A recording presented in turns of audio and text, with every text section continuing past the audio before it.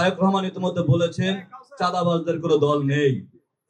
যদি কোনো কারণে তিনি বিএনপি সমর্থন করে থাকেন, ওই চাঁদাবাজদের সমর্থন বিএনপি চায় না।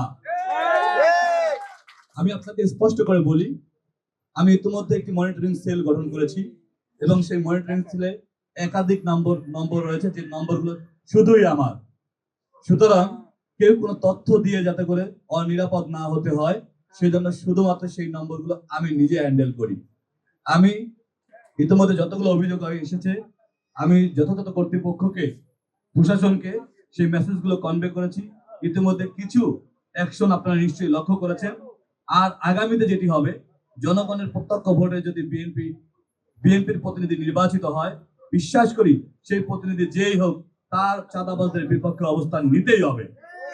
আদারওয়াইজ তিনি বিএনপি করতে পারবেন না। প্রশ্নের উত্তর পেয়েছেন? চাঁদাবাজ সে যেই হোক, তিনি বিএনপি করার কোনো সুযোগ নেই।